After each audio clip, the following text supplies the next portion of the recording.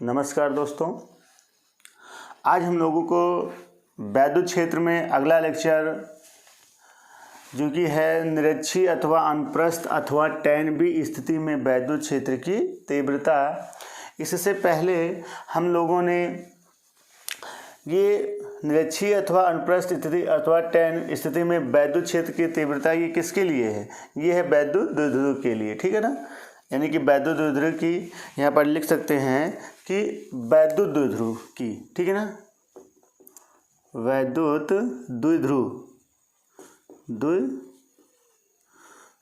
की, ठीक है, वैद्युत द्विध्रुव की निरक्षीय अथवा अनुप्रस्थ स्थिति, ठीक है, अनुप्रस्थ अथवा tan B स्थिति में वैद्युत क्षेत्र की तीव्रता, इसका अध्ययन हमें करना है, ठीक है। इससे पिछले वाले लेक्चर में हम लोगों ने देखा था कि कोई वैद्युत द्विध्रुव था, इलेक्ट्रिक डायपोल था, उसके निरक्ष में अक्ष में एक्सिस में किसी बिंदु पर वैद्युत क्षेत्र की तीव्रता कितनी थी, उसको हम लोगों ने फाइंड कर लिया था। वो आपका आया था E बराबर 1/4 पाई एप्सिलॉन 0 2p/r³, ठीक है। ये आपका फार्मूला आया था। ये कब था? वैद्युत द्विध्रुव की अक्षीय स्थिति में। कौन सी स्थिति में? अक्षीय स्थिति में। आज हम लोगों को देखना है किस स्थिति में? निरक्षीय, ठीक है ना। वैद्युत द्विध्रुव की निरक्षीय अथवा अनुप्रस्थ अथवा tan B स्थिति में वैद्युत क्षेत्र की तीव्रता, ठीक है। तो चलिए, उम्मीद करते हैं इससे पिछले वाले लेक्चर को आपने देखा होगा। अगर नहीं देखा है तो आपको इसी लेक्चर के डिस्क्रिप्शन बॉक्स में जो है, ठीक है, आपको उसका लिंक मिल जाएगा। आप वहां पर क्लिक करके उस लेक्चर को देख सकते हैं, ठीक है। अगर वो आप देखेंगे तभी आपके समझ में आएगा, अदरवाइज ये समझ में नहीं आएगा, ठीक है। क्योंकि वहां पर सबसे पहले आपको बताया गया था कि इलेक्ट्रिक डायपोल क्या होता है, वैद्युत द्विध्रुव क्या होता है, ठीक है, उसके एग्जाम्पल बताए गए थे। उसके बाद जो है वहाँ पर अच्छी स्थिति में वैद्युत क्षेत्र की तीव्रता के लिए व्यंजक प्रूफ कराया गया था। अब यहाँ पर हमें किस स्थिति में देखना है? निरक्षीय में, ठीक है। तो चलिए देखते हैं। बहुत इजी है, ये भी कोई टफ कार्य नहीं है, ठीक है ना। यहाँ पर पहले हमें क्या करना है? एक वैद्युत द्विध्रुव बनाना है, यानी एक इलेक्ट्रिक डायपोल बनाना। देखिएगा बहुत ध्यान से, ठीक है। चलिए, ये दो पॉइंट हो गए हैं। यहाँ पर -q चार्ज, ठीक, और यहाँ पर क्या है? +q charge. समझ में आ रहा है? यहाँ पर -q चार्ज, यहाँ पर +q चार्ज। यहाँ पर इसको मान लेते हैं A और इसको मान लेते हैं B, कोई दिक्कत नहीं।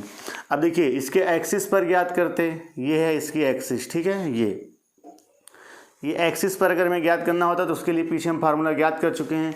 कितना आया था? उसके लिए फार्मूला आया था आपका E बराबर, ठीक है, 1/4 पाई एप्सिलॉन 0 2p/r³, ठीक है, ये आया था। लेकिन हमें ये नहीं पढ़ना है, इसको हम लोगों ने पीछे पढ़ चुके थे, ठीक है। आज उसके आगे वाले लेक्चर में यानी निरक्षीय स्थिति में ज्ञात करना है। देखिए क्या करेंगे, हम लोग पता है इनके बीच की दूरी कितना होती है? 2l। कितना होता है? 2l। अब इसके मिड पॉइंट पर यहाँ से, ठीक है, मिड पॉइंट को मान लेते हैं O से कितनी दूरी पर? चलिए एक पॉइंट मान लेते हैं, बहुत दूर ना मान करके यहीं पर मान लेते हैं ताकि जगह बची रहे। ये पॉइंट आपका है P। ये पॉइंट क्या है? P। यहाँ से कितनी डिस्टेंस पर? इसको मान लेते हैं R। क्या डिस्टेंस मान लेते हैं? R, ठीक है। कि क्लियर हो रहा है? हमने एक मान लिया वैद्युत द्विध्रुव। वैद्युत द्विध्रुव क्या होता है इसके बारे में पीछे बताया गया है, ठीक है। ये वैद्युत द्विध्रुव है। इसके मिड पॉइंट यानी केंद्र O से कितनी दूरी पर? R दूरी पर एक बिंदु P हमने माना है। इसी बिंदु P पर हमें वैद्युत क्षेत्र की तीव्रता ज्ञात करनी है, ठीक है। और हम लोग पता है कि वैद्युत द्विध्रुव के बीच की लंबाई कितनी होती है? 2l। तो हाफ कितना हो जाएगा? l, ठीक है। ये इतनी लंबाई आपकी हो जाएगी l, स्मॉल l। ये भी कितना हो जाएगा? Small l। कोई दिक्कत नहीं। तो चलिए, क्लियर हो गया क्या करना है। इसी वैद्युत द्विध्रुव के कारण इस बिंदु पर पॉइंट P पर हमें वैद्युत क्षेत्र की तीव्रता ज्ञात करनी है, ठीक है। चलिए, अब इसके पहले हमें क्या करना है? बहुत इजी है। पहले इस +q के कारण इस बिंदु पर वैद्युत क्षेत्र की तीव्रता ज्ञात करेंगे, फिर इस -q के कारण इस बिंदु पर वैद्युत क्षेत्र की तीव्रता ज्ञात करेंगे, और उन दोनों का हम लोग क्या ज्ञात कर लेंगे? वेक्टर योग कर लेंगे, ठीक है ना, सदिश योग कर लेंगे। उसके बाद हमें परिणामी वैद्युत क्षेत्र की तीव्रता आ जाएगी, ठीक है। चलिए देखते हैं। देखिए, अगर हमें इसके कारण इस बिंदु पर चाहिए तो पहले ये डिस्टेंस चाहिए, ये डिस्टेंस, ठीक है, क्लियर हो रहा है, ये डिस्टेंस हमें चाहिए, ठीक है। चलिए ये डिस्टेंस चाहिए, उसके बाद इस बिंदु पर ज्ञात करना, तो ये डिस्टेंस चाहिए, ये हो गया, क्लियर हो रहा है, ठीक। चलिए ये पॉइंट क्या है, पी, यहाँ बना दे रहे हैं, थोड़ा पी होगा पॉइंट, ठीक है। अब देखिए इस प्लस क्यू के कारण इस पर ज्ञात करेंगे वैद्युत क्षेत्र की तीव्रता, तो उसका डायरेक्शन नेगेटिव से क्या होता है, दूर होता है, इधर की ओर हो जाएगा। अच्छा ये है प्लस क्यू, तो इसके कारण मान लेते हैं कितना आता है E1, कोई दिक्कत नहीं। इसके कारण यानी इस माइनस क्यू के कारण इस बिंदु P पर ज्ञात करेंगे वैद्युत क्षेत्र की तीव्रता, तो किधर की ओर होगी, इलेक्ट्रिक फील्ड का डायरेक्शन इधर की ओर होगा, इसको मान लेते हैं E2, कोई दिक्कत नहीं। यहाँ पर ये एंगल मान लेते हैं कितना है, थीटा। देखिए ये लाइन, ये यहाँ पर अगर हम एक लंब खींच दें इस तरीके से, ये ठीक, ये अगर हम परपेंडिकुलर एक लाइन खींच दें तो कहीं ना कहीं इन दोनों का परिणामी यहीं से तो होके जाएगा, दोनों के बीच से। ये कोण थीटा है तो ये कोण भी कितना होगा, थीटा ही होगा। ये कोण अगर थीटा है तो ये लाइन ये कोण भी कितना ही होगा, थीटा ही होगा, कोई दिक्कत नहीं, ठीक है। तो इन दोनों का परिणामी यहाँ से जाएगा, वो कितना होगा, ई मान लेते हैं, कितना मान लेते हैं, ई, ठीक है। चलिए अब हमें क्या ज्ञात करना है, E1 का मान, E2 का मान E के टर्म में ज्ञात कर लेना है। यानी E1 का कंपोनेंट E की दिशा में, E2 का कंपोनेंट E की दिशा में, दोनों को ऐड कर लेना है, बस आ जाएगा, ठीक है। चलिए पहले सबसे पहले एक काम करते हैं, यहाँ से ये डिस्टेंस ज्ञात कर लेते हैं। देखिए आप लगा दीजिए पाइथागोरस प्रमेय, किसमें, OPB में, ठीक ना, ट्रायंगल, ठीक है, BOP में पाइथागोरस प्रमेय से। तो देखिए ये 90 है, ये 90 के सामने की भुजा ये कर्ण हो जाएगा, कोण के सामने की भुजा ये आधार हो जाएगा, सॉरी लंब हो जाएगा, और ये क्या हो जाएगा, आधार। तो कर्ण पर बना वर्ग अर्थात BP का स्क्वायर बराबर इस भुजा का यानी OB का स्क्वायर प्लस OP का स्क्वायर, ठीक है। तो यहाँ BP का स्क्वायर, BP कितना मुझे पता नहीं, वही तो याद करना है, BP का स्क्वायर बराबर OB का स्क्वायर, OB कितना है L का स्क्वायर, और OP कितना है, O से P R का स्क्वायर।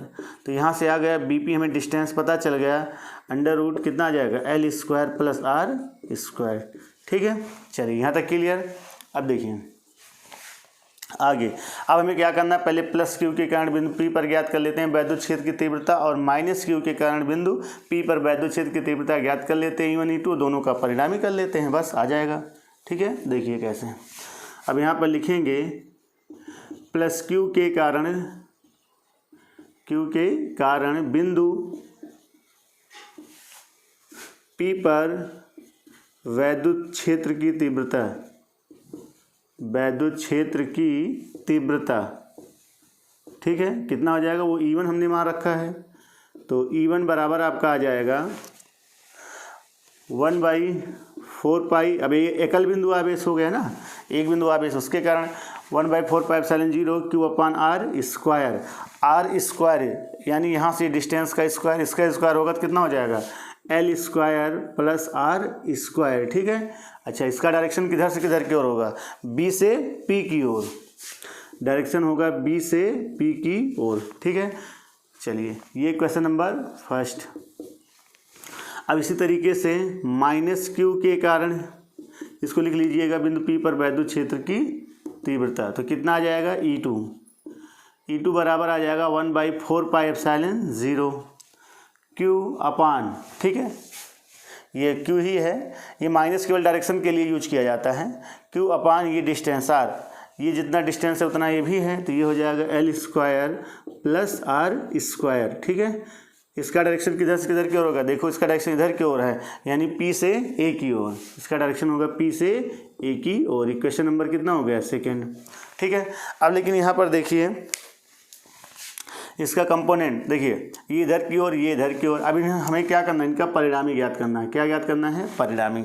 अब देखिए यहाँ पर हम कंपोनेंट तोड़ना बता रहे हैं, चेक कर ले रहे हैं, यहाँ पर आ रहा है इतना, 1 मिनट, चलिए सब कुछ ओके है। आइए देख लेते हैं इनका कंपोनेंट कैसे तोड़ोगे। देखिए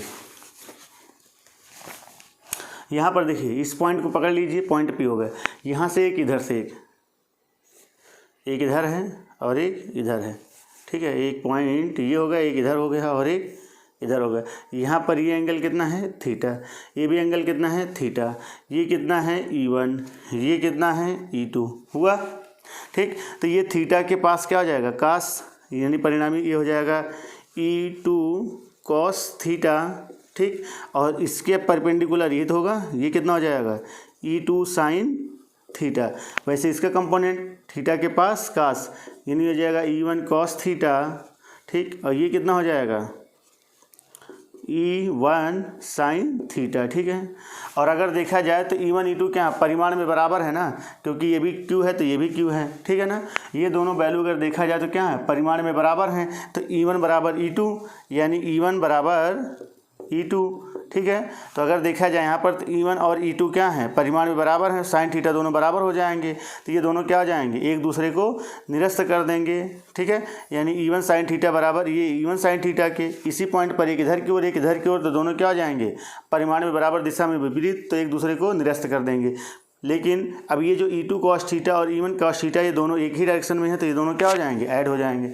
अगर आप इसको कंपोनेंट में तोड़ेंगे तो यहाँ पहले इसके कारण देखिए थीटा के पास कॉस, ये हो जाएगा E1 कॉस थीटा, और यहाँ पर इसके परपेंडिकुलर क्या हो जाएगा E1 साइन थीटा, ठीक है। अब इसका कंपोनेंट तोड़ेंगे तो क्या होगा यहाँ पर E2 कॉस थीटा, और इधर की ओर परपेंडिकुलर देखिए 90 डिग्री, ये हो जाएगा E2 साइन थीटा, ठीक है। अब ये दोनों बताया गया कि ये दोनों क्या हो जाएंगे परिमाण में बराबर दिशा में विपरीत हैं, तो एक दूसरे को क्या कर देंगे कैंसिल कर देंगे, ठीक है। तो हमारे पास बिंदु P पर नेट परिणामी क्षेत्र की तीव्रता यही दोनों के योग के बराबर होगा, यानी E2 कॉस थीटा और E1 कॉस थीटा। तो लिखेंगे बिंदु P पर परिणामी वैद्युत क्षेत्र की तीव्रता, ठीक है। तो कितना आ जाएगा E बराबर E1 प्लस E2, ठीक है। E बराबर E1 प्लस E2, ठीक है। तो मान रख दीजिए परिमाण के रूप में E2 का मान E2 cos theta, E2 cos theta plus क्या हो जाएगा E1 कॉस थीटा। यहाँ तक सबके समझ में आया। बताया गया E1 बराबर क्या है E2 है, सबको पता है E1 बराबर कितना है E2 है, ठीक है। E1 बराबर E2 परिमाण में बराबर है, तो यहाँ E2 की जगह क्या रख दीजिए E2 की जगह पे E1 भी रख सकते हैं, तो कितना आ जाएगा 2E1 कॉस थीटा, ठीक है। चलिए मान रख दीजिए 2E1 का मान आप चाहे E1 चाहे E2 कोई भी रख दीजिए, गुणे में 1/4 पाई एप्सिलॉन 0 Q अपान कितना आ जाएगा R square plus L square, बाहर क्या हो जाएगा कॉस थीटा, ठीक है। अब देखिए कॉस थीटा की वैल्यू आप यहाँ से ज्ञात कर सकते हैं, यहाँ से देखिए यहाँ से, ठीक है ना। यहाँ से यदि कॉस थीटा ज्ञात करेंगे देखिए तो कॉस थीटा बराबर क्या होता है आधार बटे कर्ण, तो ये आधार हो जाएगा, ये क्या हो जाएगा कर्ण, ये कितना है L।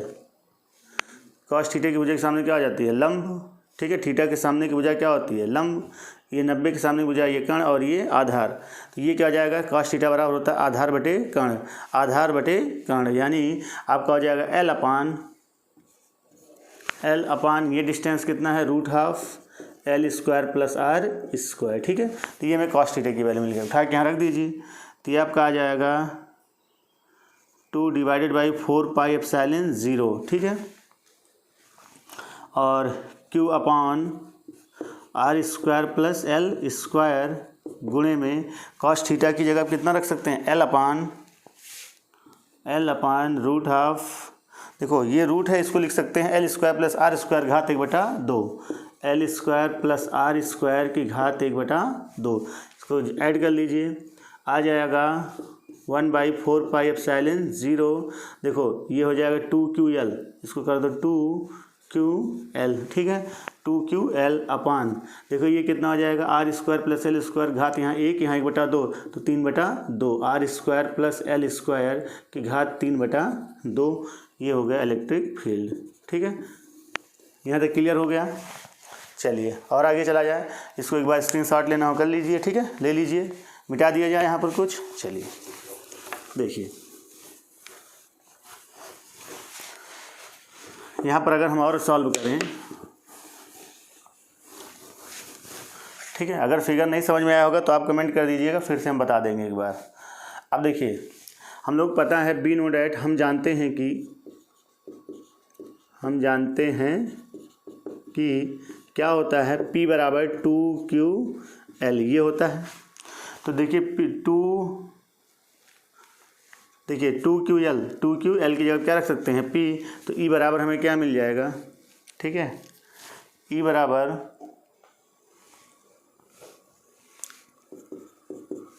ये सदिश राशि यहाँ पर 1 देखिए 4 पाई एप्सिलॉन 0 P अपान, ठीक है, P यहाँ 2QL की जगह क्या हो गया P, और बटे में क्या हो जाएगा R² प्लस L² की घात 3/2, ठीक है, ये आप नोट कर सकते हैं।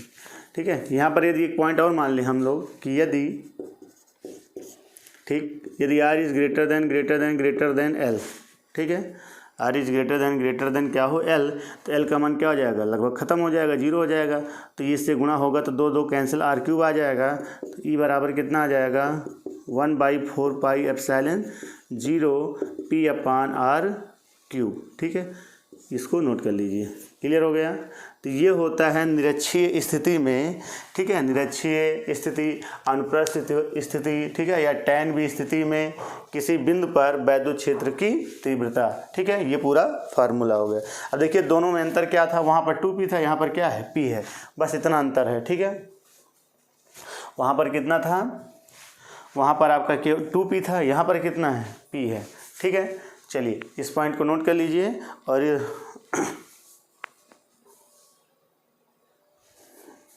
नोट हो गया। चलिए इस लेक्चर को यहीं पर समाप्त करते हैं, ठीक है ना। इसके बाद हम लोग आगे पढ़ेंगे, अब इसमें बहुत सारे टॉपिक बचे हैं। अब पढ़ेंगे एक समान वैद्युत क्षेत्र में अगर कोई जो है दूर रखा गया हो तो वहाँ पर कितना फोर्स लगेगा, वहाँ पर टॉर्क कितना होगा, इन सब की चर्चा करेंगे। ठीक है, तो इस लेक्चर को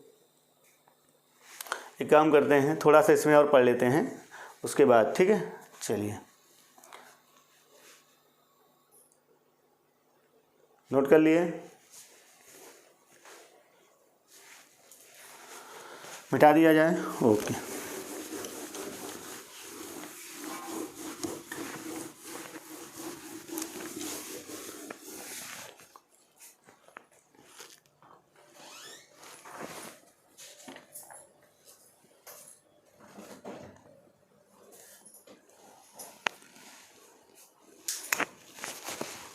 ठीक है। चलिए अब थोड़ा सा हम लोग जान लेते हैं ध्रुवीय और अध्रुवीय अणु, ठीक ना, पोलराइजेशन किसे कहते हैं, ठीक है, यानी ध्रुवण किसे कहते हैं, पहले इस बात को समझ लेते हैं। ध्रुवण, ठीक है,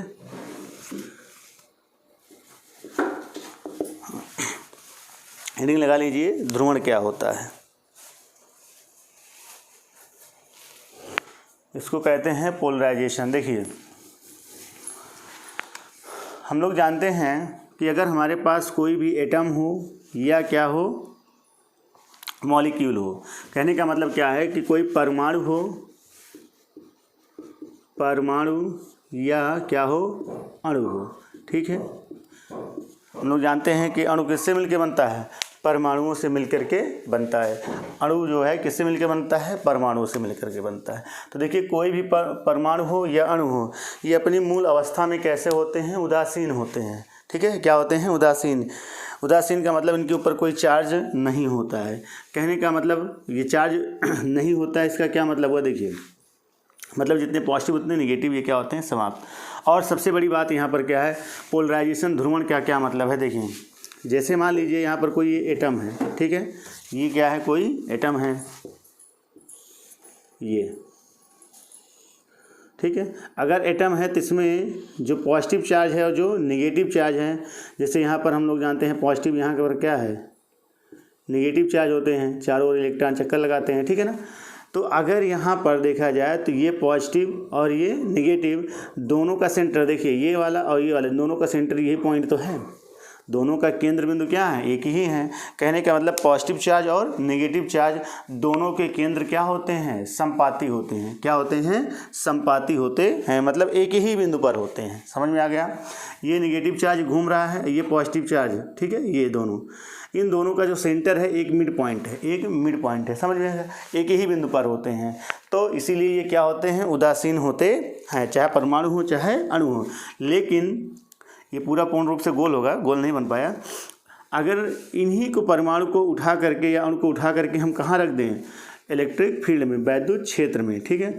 अगर यहाँ पर हम लोग इसको रख देते हैं तो देखिए क्या होता है, ये कुछ इस तरीके से हो जाता है। देखिए, देख रहे हैं ना, अब ये गोल नहीं है पूर्णतया, ठीक है, ये पूर्णतया गोल नहीं है। तो यहाँ पर मान लीजिए ये नेगेटिव और ये पॉजिटिव, ये दो केंद्र हो जाते हैं, ठीक है ना। यहाँ पर कितने केंद्र हो जाते हैं, दो हो जाते हैं। यहाँ पर संपाती था, लेकिन यहाँ पर इन दोनों के सेंटर क्या होते हैं, अलग अलग हो जाते हैं। कहने का मतलब क्या हुआ कि अब ये दो क्या हो गए, ध्रुवित हो गए। बस यही होता है पोलराइजेशन, कि जब किसी परमाणु या अणु को क्या किया जाता है, किसी वैद्युत क्षेत्र में रखा जाता है, तो धनायनों और ऋणायनों के जो केंद्र होते हैं वो संपाती नहीं होते हैं, अलग अलग हो जाते हैं।